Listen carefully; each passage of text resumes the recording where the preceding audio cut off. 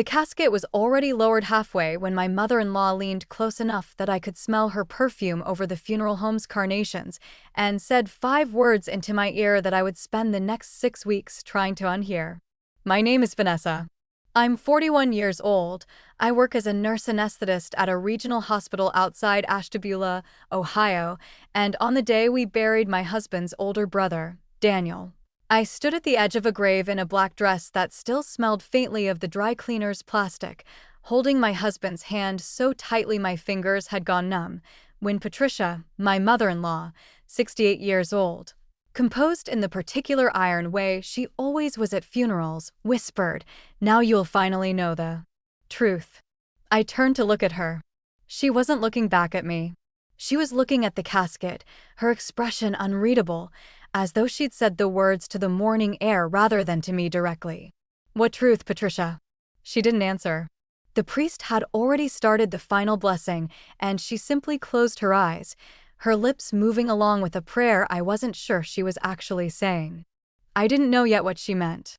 I only knew, standing there with the cold spring ground giving slightly beneath my heels, that some old, careful quiet inside me, the kind I'd built over 11 years of marriage into something I mistook for peace, had just cracked open, and I had a feeling, the kind that sits low in your stomach before your mind catches up to it, that I would not be able to close it again. I want to say I asked her again right there, demanded an answer before we left the cemetery.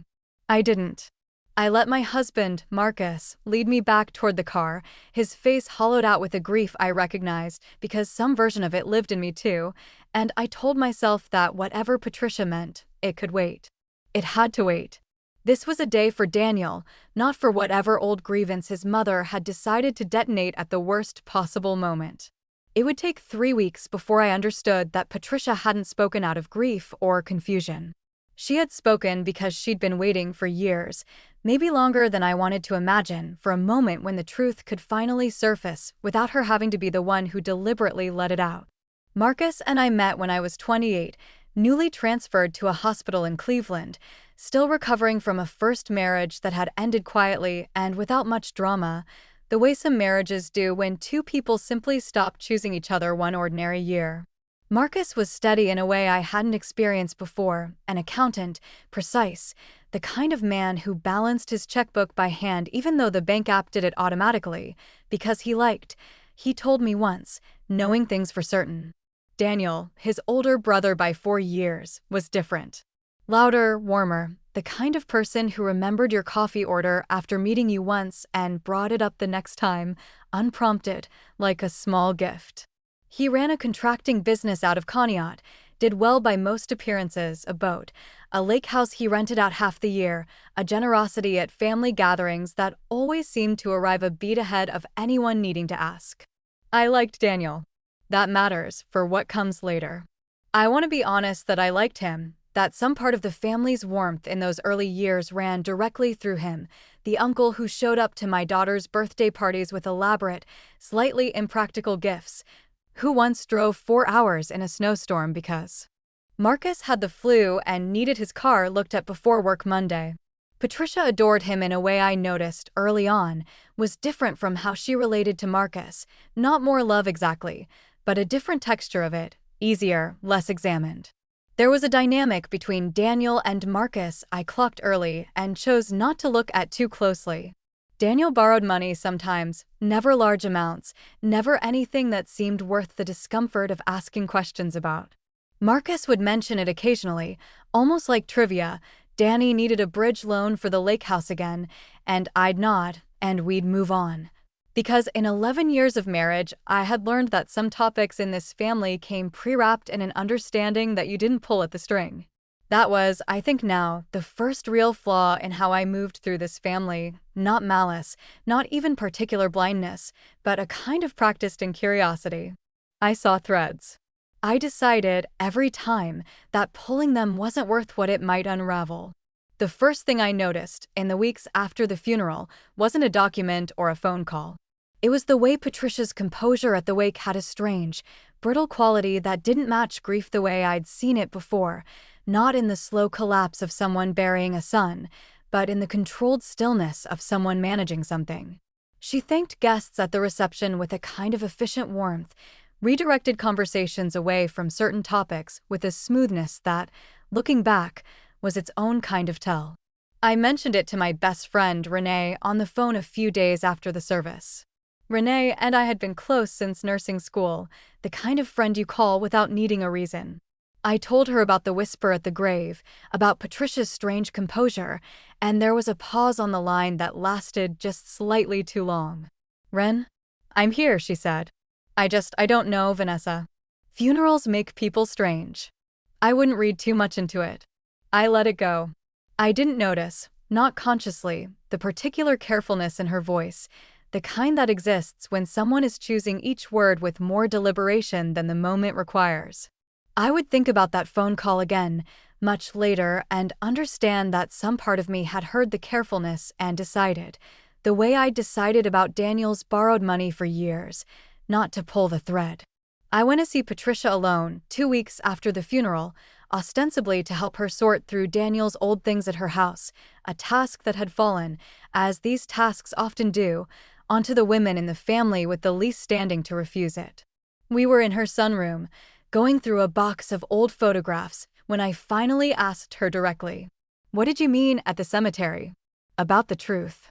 She didn't answer right away. She held a photograph of Daniel and Marcus as boys, maybe 10 and 6, sitting on the hood of an old Buick, and she looked at it for a long moment before setting it down with a precision that felt deliberate. "There are things about your brother-in-law's business that are going to come out," she said finally. "I'd rather you hear it from me than from a lawyer's letter." Something cold moved through my chest. "What kind of things?" "Daniel's been borrowing against more than just the lake house for years," she said. "Including, at one point, a sum from your own household, money Marcus loaned him almost 6 years ago that was never fully repaid, structured in a way that never quite showed up the way a normal loan would." I sat very still, the photograph of the 2 boys still in my lap, and felt the room tilt slightly, the way it does right before you understand something is about to be confirmed that you'd already, in some unexamined corner of yourself, suspected. "Marcus knows about this," I said. It wasn't really a question. Patricia's silence answered before her words did. "Marcus has known longer than you think." I drove home that day with the photograph of Daniel and Marcus as boys still sitting on the passenger seat, where I'd apparently taken it without quite deciding to.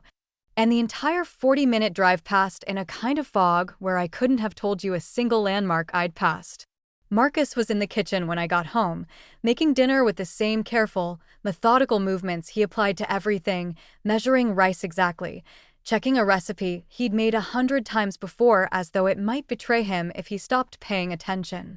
I stood in the doorway and watched him for a moment, this man I'd shared a bed with for 11 years, and felt a strange, vertiginous distance opening up between the person I thought I knew completely and whatever version of him had been keeping something from me for 6 years.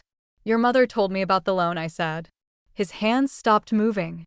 He didn't turn around right away, and that pause told me more than any words could have, the particular stillness of someone deciding, in real time, how much of the truth a single sentence could survive holding. "It wasn't a big deal, Vanessa. Danny needed help. I helped him. It got complicated, the repayment got complicated, and I didn't want to make it a whole thing." "How much?" He turned around then, and I watched him do the math in his face before he said it out loud, the way you watch someone deciding whether honesty is still an option or whether it's too late for that now. 42,000. I felt my own breath catch somewhere in my chest, sharp and sudden, the kind of physical jolt I usually associated with work. The moment in surgery when a number on a monitor shifts wrong and your whole body responds before your mind has finished processing why. "From where, Marcus?" "We don't have $42,000 sitting around that I don't know about." "The home equity line," he said quietly. 6 years ago. I told you it was for the roof repair." I remembered the roof repair. I remembered signing paperwork at the kitchen table, trusting the number because I trusted him, because in 11 years he had never once given me a reason to read the fine print on something he handed me. I felt something underneath my ribs go very cold and very still, the way I imagine the moment feels right before an alarm sounds not yet loud, but unmistakably, irreversibly different from the silence before it. "What else?" I said. If there's one thing you didn't tell me, I need to know what else there is before I find it some other way." He was quiet for a long time, long enough that the rice on the stove began to smell faintly of starting to burn, and neither of us moved to fix it. "There's more," he said finally. "But I don't fully understand it myself yet." Danny had accounts, business accounts, personal accounts, that don't add up to what everyone thought he had. "I think Mom's known for a while that something wasn't right." I think that's what she meant at the funeral. I didn't sleep that night. Not really. I lay beside Marcus in a bed that suddenly felt larger than it had the night before, listening to his breathing even out into sleep while my own mind ran through every small, dismissed detail of the last 6 years with the particular cruelty of hindsight. The roof repair that had seemed slightly more expensive than the contractor's original quote.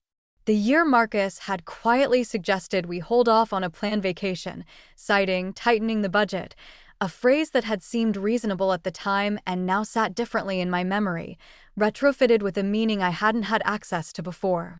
A dinner, maybe 4 years ago, where Daniel had made an offhand joke about owing Marcus more than he could ever pay back, and the whole table had laughed, including me, because it had sounded like brotherly affection rather than what I now understood it might have been, an admission dressed up as a joke, hiding in plain sight the way the truest things in families often do. I thought, too, about Renee's pause on the phone. I called her the next morning, my voice steadier than I felt. "Did you know?" I asked her directly. "About the loan. About any of it."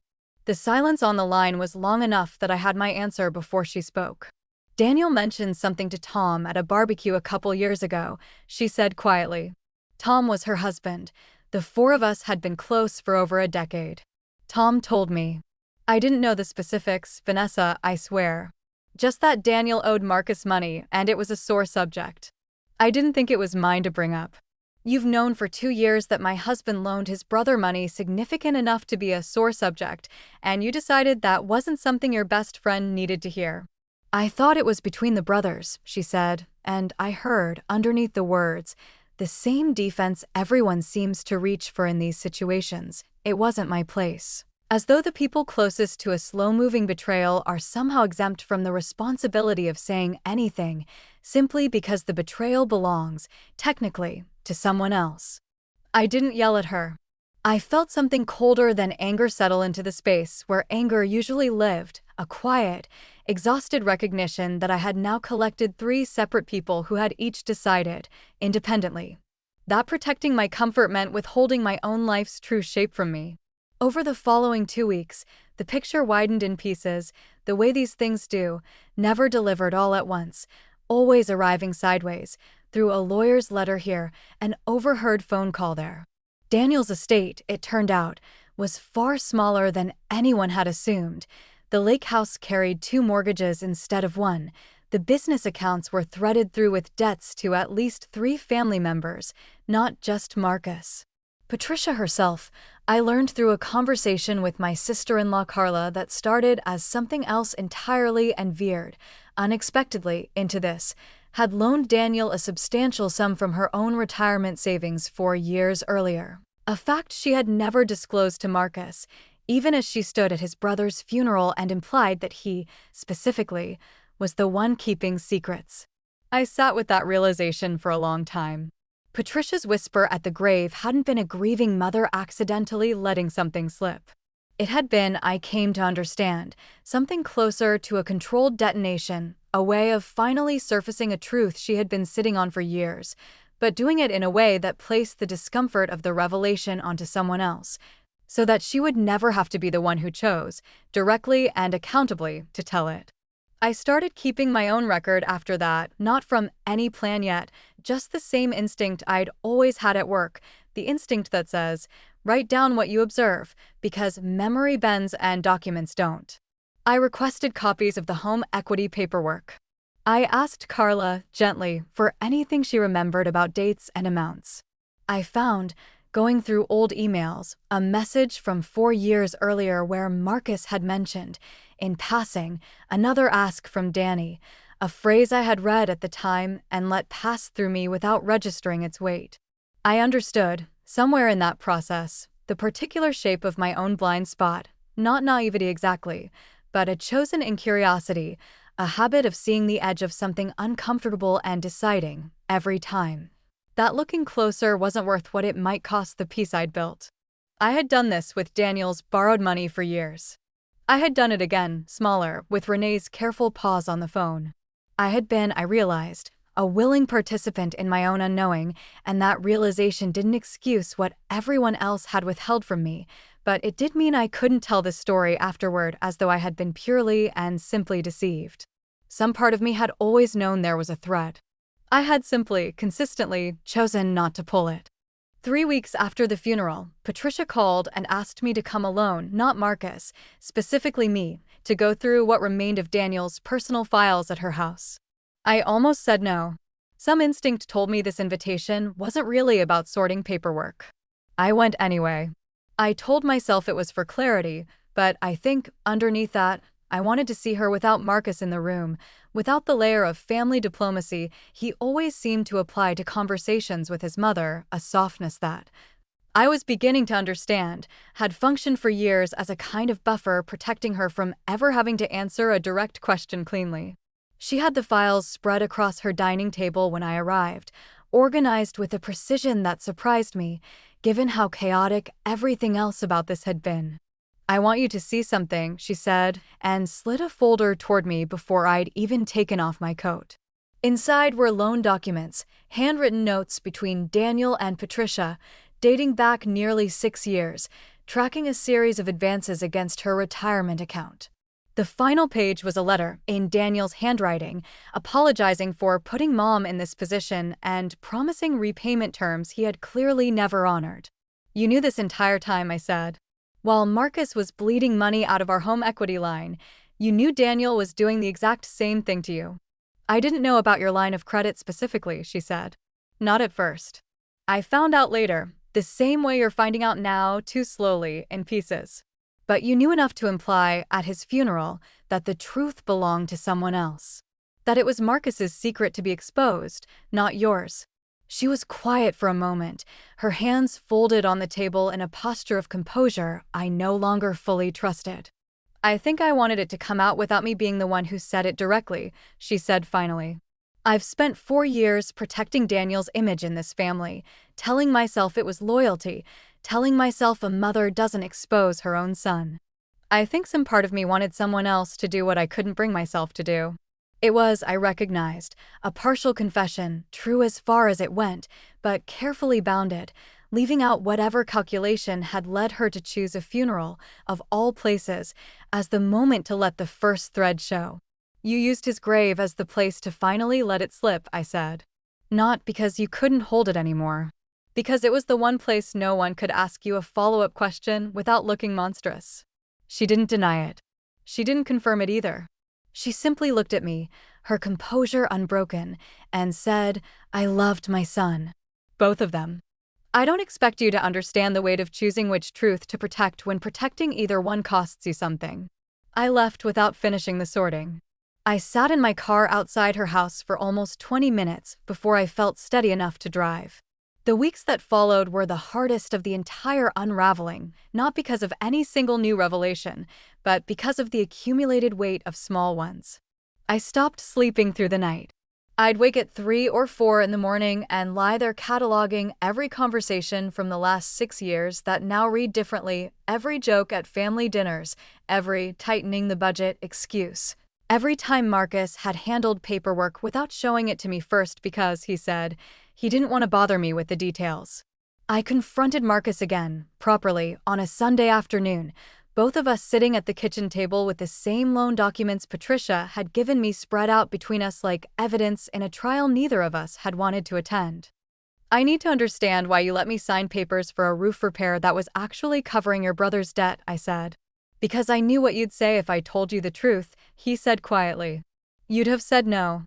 And I couldn't say no to Danny, Vanessa. I never could. He was my big brother. I spent my whole childhood watching him take care of things so I wouldn't have to, and some part of me never stopped owing him for that, even when the math stopped making sense. That's not a reason. That's an explanation for why you kept doing it. It's not a reason you didn't tell me." He didn't have an answer for that, not a clean one. He sat with the silence instead, which was, I think, the most honest thing he'd offered me since the funeral. I told Renee, eventually, that I needed distance, not a dramatic ending, just an honest acknowledgement that something in our friendship had been quietly damaged by 2 years of her choosing comfort over honesty. She didn't argue. She apologized, simply, without the qualifying language people reach for when they want absolution more than they want to actually repair something. We left it there, unresolved but not hostile, the way some friendships settle into a smaller shape rather than breaking outright.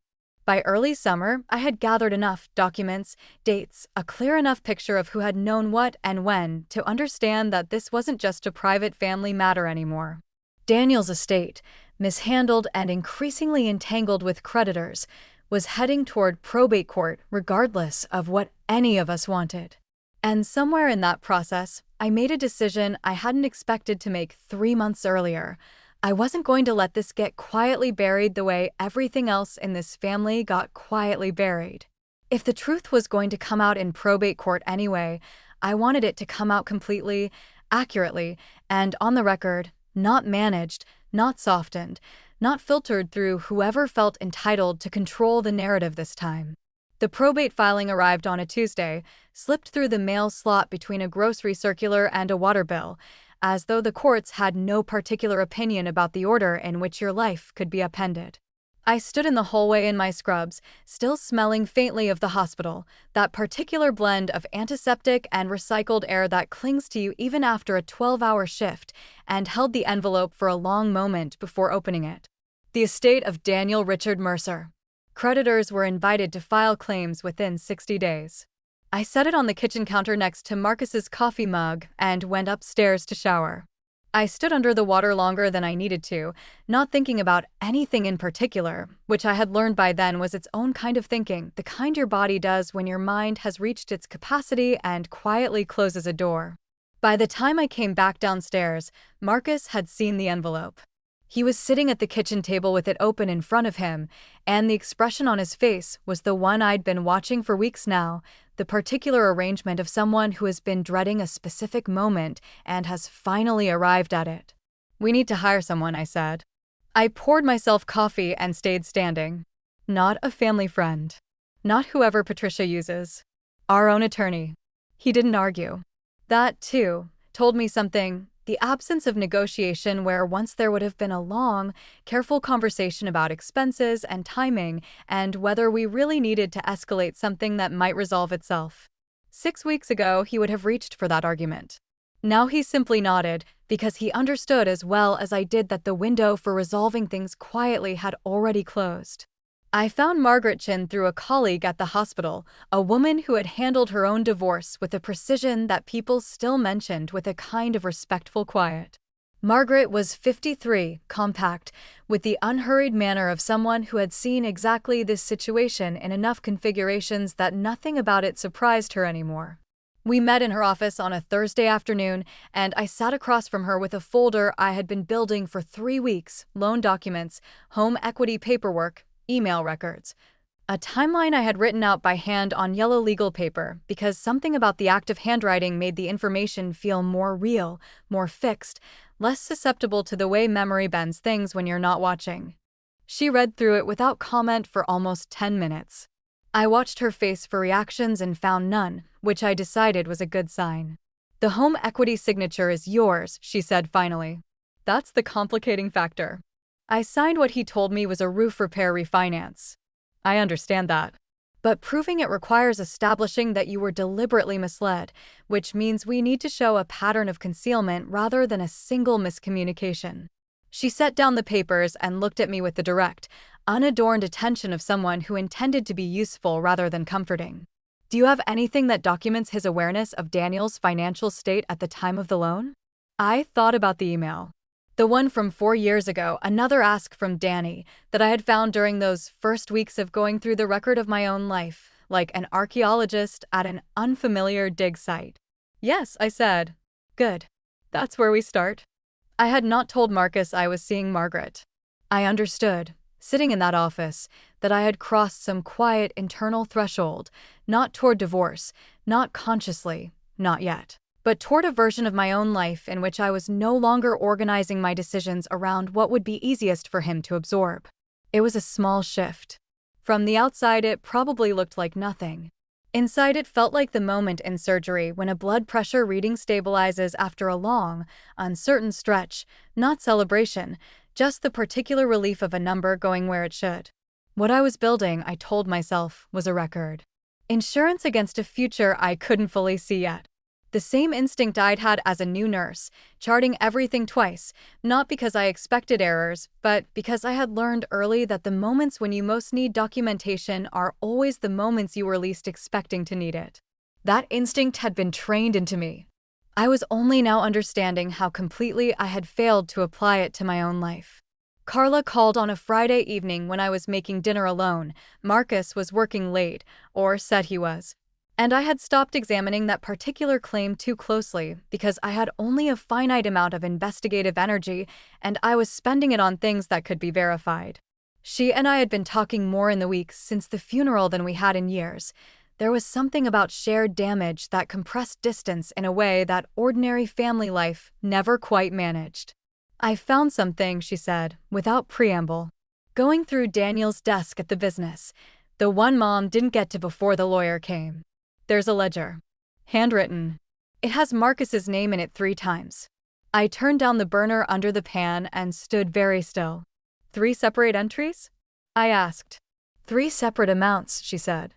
Going back 8 years, Vanessa. Not 6. 8. I wrote down the amounts she read to me on the back of a grocery receipt, the only paper within reach, pressing hard enough that the pen almost tore through.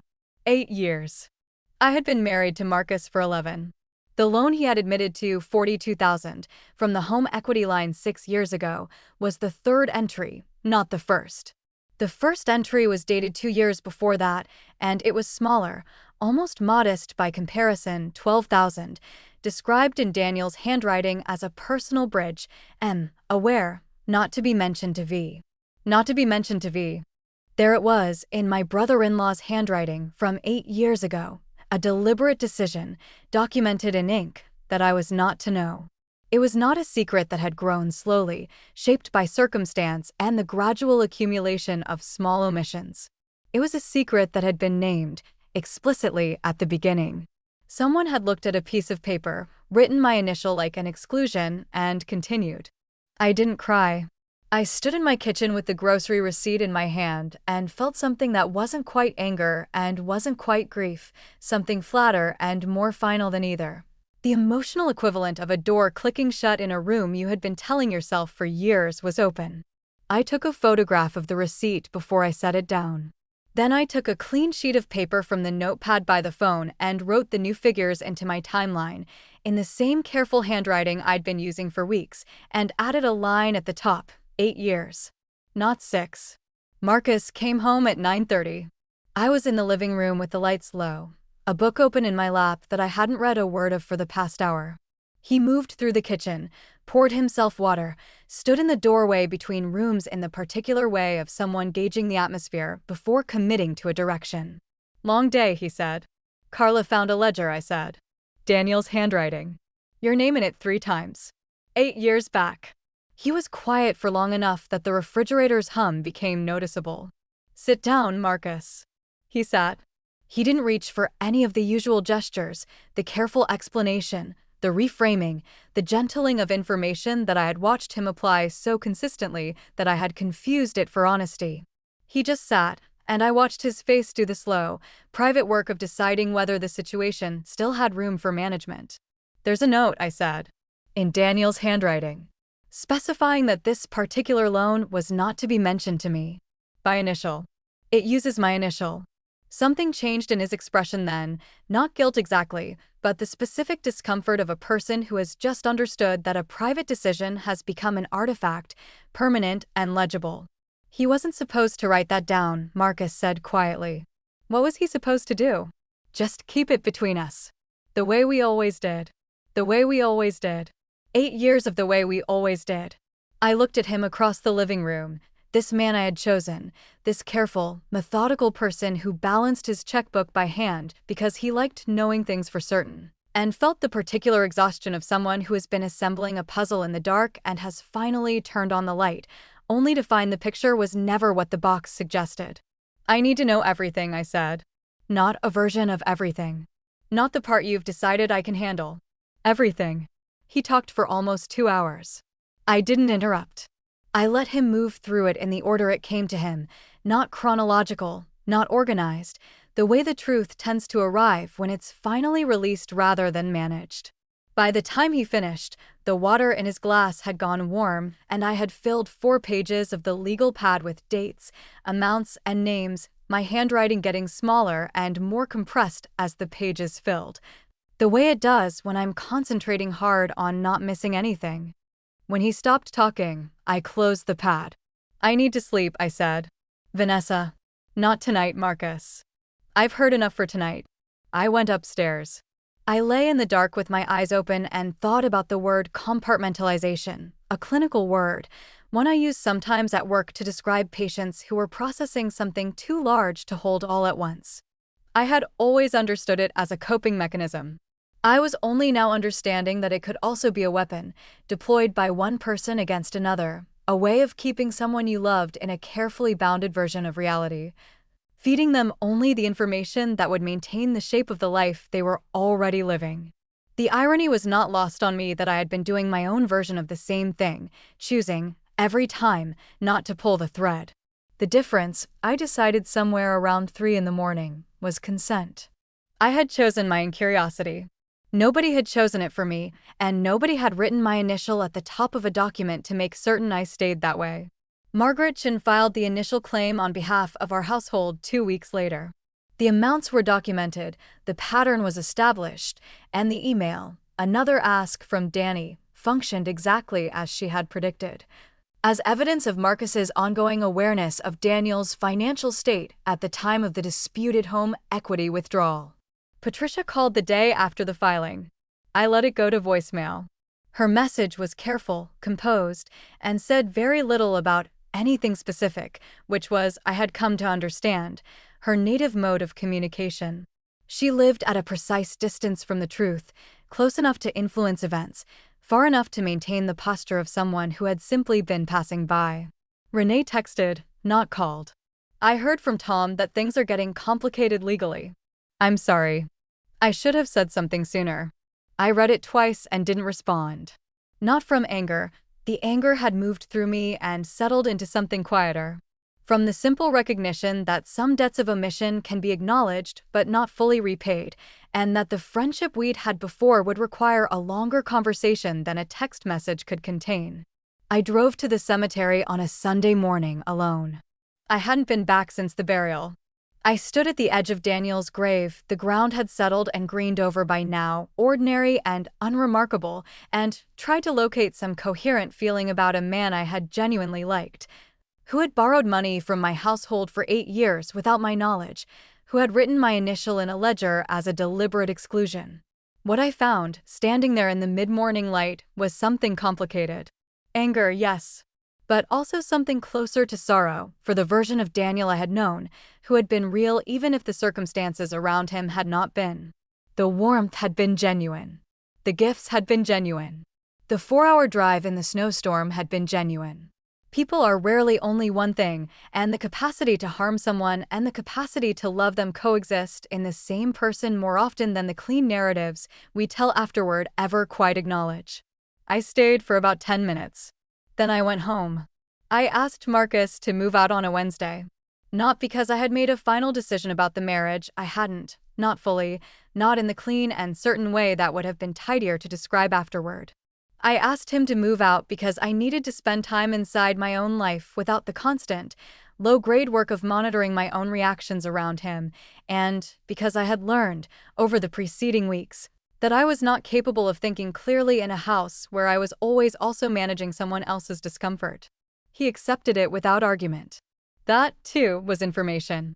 I had intended the conversation to be controlled. I had thought through what I wanted to say, had even written a few notes in the margin of the legal pad, the way I sometimes prepared for difficult conversations at work. What I had not anticipated was that when Marcus sat down across from me at the kitchen table, where we'd had every significant conversation of our marriage, and looked at me with the particular expression of a person who has already understood what is coming. Something in me went very quiet. Not the silence of someone without words. The silence of someone who has arrived at a place so fundamental that the usual scaffolding of language feels insufficient to hold it.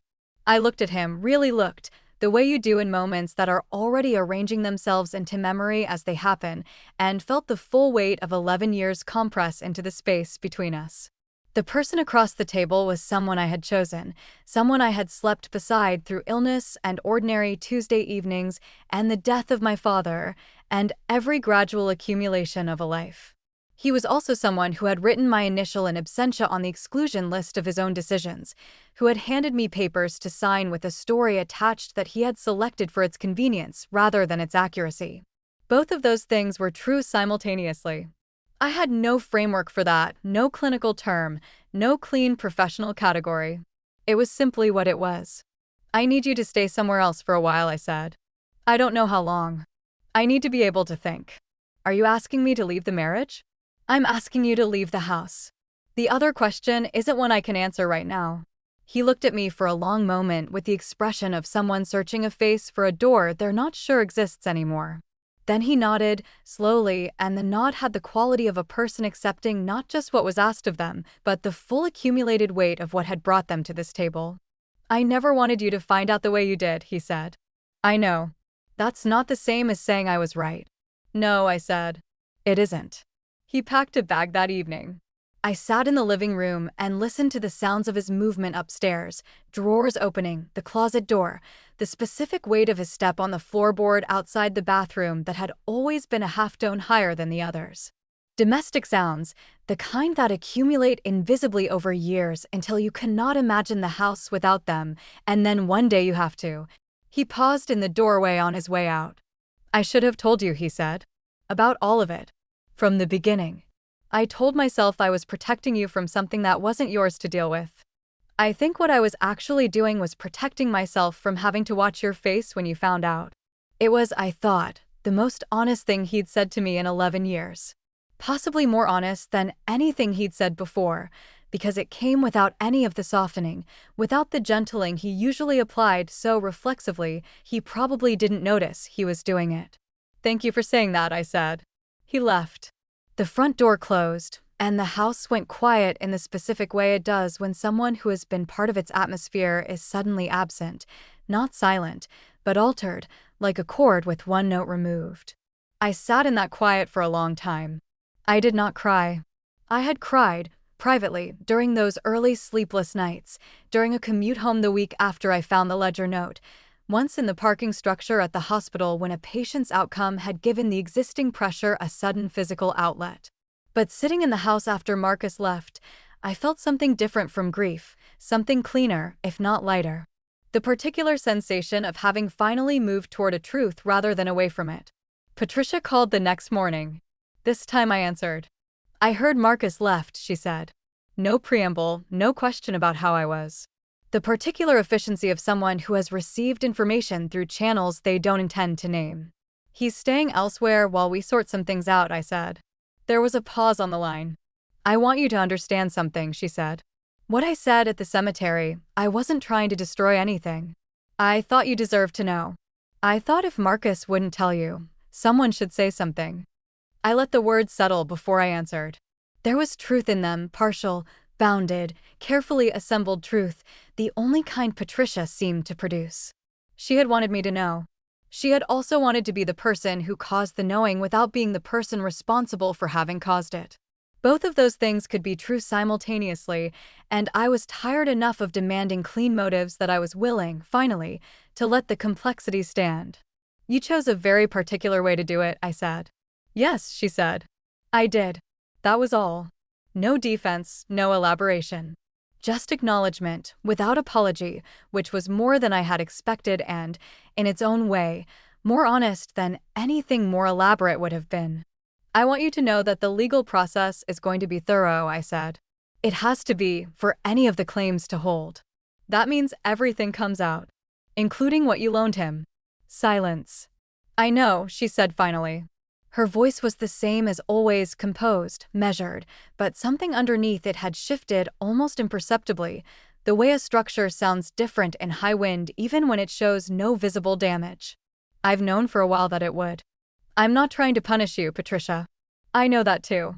We stayed on the line for another moment without speaking. Then she said, quietly and without any of her usual layering, "Take care of yourself, Vanessa," and the line went still. I stood in the kitchen holding the phone, thinking about what it means to love people whose decisions you can no longer excuse, whether love requires comprehension, or whether it can survive as something quieter. Something that simply acknowledges what was real without pretending the rest didn't happen. I didn't have an answer. I set the phone down and made more coffee, and let the questions stay open, the way the important ones usually have to. The probate hearing was 3 weeks later, on a morning in late August when the heat sat over everything like a held breath. I sat at a long table on the plaintiff's side with Margaret beside me, her documents organized with the same precision I had come to rely on, and I looked across the room at Daniel's creditors, 3 business accounts, 2 private individuals, the bank holding the second mortgage on the lake house, and thought about how thoroughly a life can be leveraged against itself over time, quietly, in pieces, without anyone in the immediate circle choosing to look directly at the sum. Marcus sat 2 rows behind me in the gallery. We had spoken by phone twice in the preceding weeks, practical conversations, logistical, without the weight of the larger question they were bracketed by. He had retained his own attorney for the estate proceedings, which Margaret had advised was appropriate and I had not contested. Across the room, Patricia sat with her own counsel, composed as always, in the same posture of managed composure she had maintained since the day of the funeral. For months, I thought. From a whisper over a grave to this room. The proceedings moved through the morning with the particular unhurried machinery of legal processes that have no reason to hurry, affidavits read into the record, claims filed, dates established. The full architecture of Daniel's financial life dismantled and catalogued in the careful language of documentation. I listened to all of it. I had trained myself over the preceding weeks to sit with information I found painful without immediately processing the emotion, storing it for later the way you triage in a long shift, attend to what needs attention now, hold the rest in a separate compartment until there is space. It was, I realized somewhere in the second hour of proceedings, the same capacity I had applied for years to my own marriage. The same careful triage, the same postponed accounting. The difference was that this time I had chosen it. This time I knew exactly what I was holding and why, and what I intended to do with it when the room emptied. By October, the house had a new quality to it. Not empty. Our daughter Clara's school bag was still permanently in the hallway, her drawings still covered the refrigerator in overlapping layers, and the particular organized chaos of a 12-year-old's schedule gave the days a structure that had nothing to do with whatever Marcus and I were still moving through. Children are practical in the most profound way. They need dinner and rides and help with fractions, and those needs arrive on schedule regardless of the emotional weather around them, which turns out to be its own kind of mercy. Clara knew something had shifted. She was 12, not 6, old enough to understand that her father staying at her uncle's place was not the routine temporary arrangement we had initially described. We had told her the truth in the only proportions that served her, that her parents were going through a difficult time, that it was not about her, that both of us loved her in ways that were not subject to whatever was happening between us. She had accepted this with the measured, watchful calm of a child who has learned to read room temperature before speaking, which was its own thing to sit with. The probate court issued its preliminary ruling in late September. Our household claim was recognized as a creditor obligation against Daniel's estate, which in practical terms meant very little. The estate's assets, once the business debts and the lake house mortgages were addressed, left almost nothing to distribute. We would recover a fraction of what was owed, if anything. Margaret had prepared me for this before the hearing. The legal process had never been about the money, not really. It had been about the record. About ensuring that the full shape of what had happened was documented somewhere beyond the reach of family narrative management. Marcus and I met for coffee on a Saturday in early October, at a place neither of us went to regularly, neutral ground, the kind of choice that communicates its own message about where things stood. He looked tired in a specific, extended way that I recognized because I had been carrying the same variety of fatigue for months now. We sat across from each other with coffee between us and had the conversation we had been deferring since the night he left. It was not a dramatic conversation. That had surprised me during all those sleepless hours when I had imagined it as something larger, a final accounting, a revelation, a scene with the emotional weight appropriate to 11 years. What it was instead was quiet and specific and honest in the way that things become when there's nothing left to protect. He told me he had spent the weeks away doing the thing he should have done years earlier, sitting with his own behavior without the buffer of family proximity, without the daily logistics of shared life providing convenient reasons not to examine it. He had spoken to a therapist for the first time, he said, with the particular sheepishness of someone confessing to an obvious thing they'd resisted for too long. I think I've spent my whole life managing things so they wouldn't collapse, he said. Danny, Mom, the money, all of it was just another version of the same thing. If I controlled the information, I could control the outcome. Or tell myself I could. You know what that sounds like from the outside, I said. Manipulation. Yes, I know.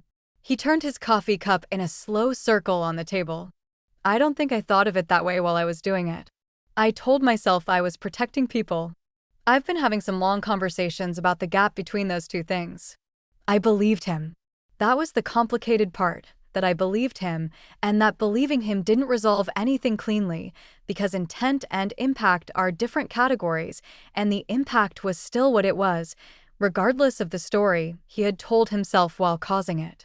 I don't know what I want yet, I said. I need you to understand that. I'm not building toward a decision I've already made. I genuinely don't know. I know. That might be its own answer eventually. But right now it's just true. He nodded. And there was something in his face in that moment, not relief, not hope exactly, but the particular expression of someone who has been handed honesty without softening and has recognized it as a form of respect they hadn't been sure they still deserved. We finished our coffee. We talked about Clara, about logistics, about a practical list of things that still needed addressing. Then we went our separate directions in the parking lot, and I sat in my car for a few minutes before starting the engine, watching the street through the windshield and letting the conversation settle into its place in the longer sequence of everything that had led here. Renee and I met for lunch in November, tentatively, at her suggestion, with enough space on both sides to make it an offer rather than an expectation. We sat at a corner table in a restaurant we both knew, and the first 20 minutes were careful, the way they are when a friendship has been damaged but not destroyed and both people are testing the remaining structure. I want to say something I've been trying to find the right words for, she said, setting down her fork with the deliberateness of someone who has rehearsed this. Not an explanation. Just, I knew something was there. I talked myself out of saying anything because I kept deciding it wasn't mine to carry. And I think I need to own that what I was actually doing was deciding that my comfort in not creating an awkward conversation was worth more than your right to know your own life. I looked at her across the table. She was my oldest friend. She knew things about me that existed nowhere in writing, that lived only in the space between two people who had been through enough together that ordinary discretion had long since been suspended. That's accurate, I said. I'm sorry. I know. We stayed there for 2 hours. We didn't resolve everything. Some things don't resolve in a single lunch, and forcing closure onto something that's still working itself out only creates a different kind of pretending. But we moved. We were honest with each other in a way we hadn't been in 2 years, which meant we were more like ourselves than we'd been in all that careful, protective quiet. By the end of the year, I had learned some things about myself that I would have preferred to learn differently. I had learned that the habit of chosen in curiosity, the practiced art of seeing the edge of something uncomfortable and deciding not to approach it, had functioned not as peace, but as postponement. That the quiet I had built over 11 years was not the absence of trouble, but the presence of trouble deferred, accumulating interest in the dark. I had learned that wisdom and complicity can look identical from the outside. That not asking because you trust someone and not asking because you're afraid of the answer are different choices with different moral weights, and that I had spent years confusing the second for the first. I had learned that the people who keep secrets on your behalf, who decide, autonomously and with apparent care, that certain truths are too much for you to hold, are not, in the final accounting, protecting you. They are protecting the version of reality in which they are comfortable. And that protection has a cost, and the person who pays it is always the one kept in the dark. I had learned that genuine love does not guarantee honest behavior, and that a person can love you sincerely and deceive you systematically and hold both of those things as true simultaneously without ever quite registering the contradiction. Not because they are monsters. Because they are people, and people are capable of extraordinary compartmentalization when the alternative requires them to become someone they don't yet know how to be. And I had learned, slowly, partially, in the way all the most important lessons seemed to arrive, that the same capacity I had applied for years to my marriage could be redirected. That the carefulness, the watchfulness, the trained instinct to observe and document and not let important things slip past unnoticed, these were not flaws. They were skills that had been pointed in the wrong direction. I could point them somewhere else. Spring came the way it always does in northeastern Ohio, tentatively, taking 2 steps forward and 1 step back, warm days interrupted by cold snaps that reminded you winter hadn't entirely conceded. I drove to work on a morning in April with the windows cracked and the smell of actual earth coming through, the brown and gray of winter finally giving way to green, and felt something settle in my chest that I recognized, after a moment, as something approximate to ordinary. Not happiness exactly, not yet, not in the uncomplicated way the word usually implies. Something more honest than that. A quality of attention to the present moment that didn't have to compete with the constant low-grade work of managing a reality I hadn't fully been allowed to see. The road was just the road. The morning was just the morning. My hands on the wheel were steady. Marcus and I were still talking. We had not made a decision. There were days when I thought we might find our way to something rebuilt, smaller, more honestly constructed, without the comfortable silences that had functioned for years as architecture. There were other days when I thought the distance was already irreversible, that the version of the marriage that had existed before had needed the silences to hold its shape, and that without them there was not enough left to rebuild around. I had stopped trying to force the question into resolution before it was ready. Clara made the honor roll in March. She was, as she had always been, the clearest version of something good in my life, not a reason to stay or go, not leverage in any direction. Just a person I had made who was becoming herself with a specificity and stubbornness that regularly astonished me. She had her father's precision and something else that was entirely her own, a directness, an impatience with evasion, a habit of asking the obvious question that everyone else in the room had decided not to ask. I hoped she kept that. I hoped nobody ever trained it out of her. Patricia and I had spoken twice since October, briefly, about practical matters. Whatever had existed between us before, the careful, managed warmth of a daughter-in-law and mother-in-law who had never fully trusted each other, but had learned to operate successfully in the space between, had been replaced by something more honest and considerably cooler. I did not hate her. I did not love her simply because the occasion required it. We occupied the same family geography and treated each other with the respect owed to people who have seen each other clearly and chosen to remain civil. It was, in its own way, more honest than the warmth had been. I had not been back to Daniel's grave since that Sunday in August. I thought I might go again, eventually, when the thinking about him had settled into something I could sit with comfortably, when the complicated, contradictory feeling of grieving someone who had actively excluded you from your own life had resolved into whatever it was going to resolve into. There was no rush. I was on shift the following Tuesday, a long case, careful and technically demanding, the kind that requires the full application of everything you know and leaves no room for anything else, and afterward I sat in the break room with a cup of bad coffee and felt simply competent, present, in possession of myself in a way that the preceding months had made intermittent and that I was learning, slowly, to treat as a baseline rather than a surprise. A colleague sat down across from me, a woman who had been at the hospital nearly as long as I had, and asked how things were going. "Better," I said. She looked at me with the particular attention of someone who has known you through difficult seasons and can read the difference between performance and actual answer. "Yeah," she said. "You look it." I drove home through the April evening, windows cracked, and the air smelled of recent rain and the first hesitant warmth of a season that was finally, genuinely arriving. I thought about Patricia's whisper at the grave, "Now you'll finally know the truth," and understood that she had been right, even if her reasons for saying it were not entirely what she claimed. Even if the way she said it had been chosen for its own particular protections. I had finally known the truth. All of it. And the knowing had cost more than I'd expected and less than I'd feared. In the way that facing things you've been avoiding tends to work, the anticipation hollowed you out more completely than the thing itself, once you finally stood inside it.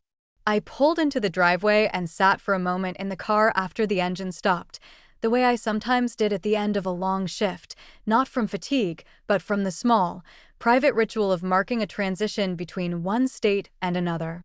The house was lit inside. Clara was home. There was dinner to make and homework to look at and the ordinary particulars of a Tuesday evening that would make demands on my attention regardless of everything else, which was exactly as it should be. I got out of the car and went inside. Patricia chose a grave. Of all the moments available to her across 4 years of sitting on what she knew, she chose the one place where the information could be released without requiring her to answer for it directly, where grief would absorb any follow-up question, where the setting made accountability nearly impossible to reach. That choice tells you more about her than anything else in this story. It wasn't cruelty. It was precision. She understood exactly what she was doing and chose the moment that gave her the most control over the outcome while appearing to relinquish control entirely. What this story maps is not simply a financial betrayal or a set of concealed debts. It maps the architecture of how entire systems of information can be maintained within a family across years, not through any single dramatic act of deception, but through 100 small, seemingly reasonable decisions made by multiple people who each told themselves that what they were withholding was not, technically, theirs to share. Marcus told himself he was protecting Vanessa from stress that wasn't hers to carry. Patricia told herself she was protecting a son she couldn't expose, even after his behavior had long since forfeited that protection. Renee told herself the money trouble between brothers was a private matter that didn't require her to act. And Vanessa herself, the most honest assessment of her own behavior, told herself that the threads she saw at the edges of things were not worth the cost of pulling. Each of these choices was individually defensible. Collectively, they built an enclosure she was living inside without knowing its walls existed. What makes the story genuinely uncomfortable, and what separates it from a simpler narrative of victim and wrongdoers, is that Vanessa participated in her own unknowing. Not from naivety. She was 41 years old, trained in high-stakes environments, capable of tremendous precision. She participated from a different place, the place where examining something uncomfortable means accepting that the life you've carefully constructed might be built on premises you never verified. The deliberate incuriosity she practiced wasn't weakness. It was a form of self-protection that eventually became indistinguishable from complicity. The moment she found Daniel's note, not to be mentioned to V, was not the moment the deception began. It was the moment she could no longer maintain the position that she hadn't seen what she had seen.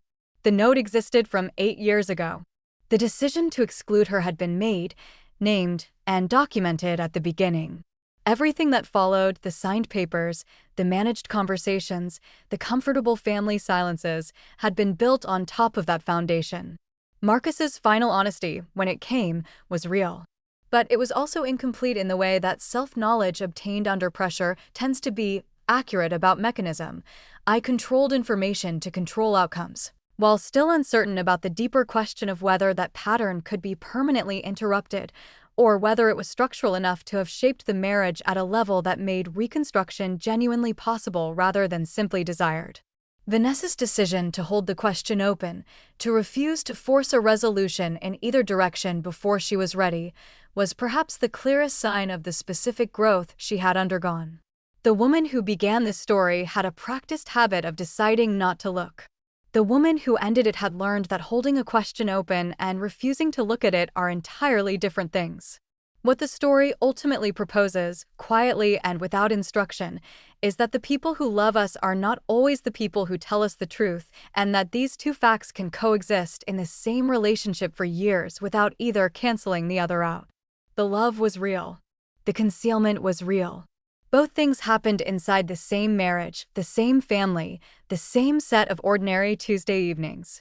The task that Vanessa was left with and that anyone in a similar position is eventually left with is not finding a way to make those two facts fit together neatly, because they don't. It's finding a way to hold both without needing the contradiction to resolve. What stays with me, thinking through Vanessa's story, is that note in Daniel's handwriting. Not to be mentioned to V, 6 words. Written 8 years before she found them. She had been living in the same house as that sentence for nearly a decade without knowing it existed, going about the ordinary business of her life, signing papers, making dinners, trusting the version of things she'd been given. How many of us are living adjacent to a sentence like that right now? Not in a dramatic, conspiratorial way, just the quiet, ordinary sentence that someone who loves us wrote, privately, because they decided our peace was more important than our right to know. The question isn't really about betrayal. It's about what we owe each other when the truth is inconvenient, and whether love, real love, can actually exist in the long run without the willingness to say the uncomfortable thing directly. Vanessa's quiet strength wasn't in confronting the lie. It was in finally deciding she deserved to know her own life.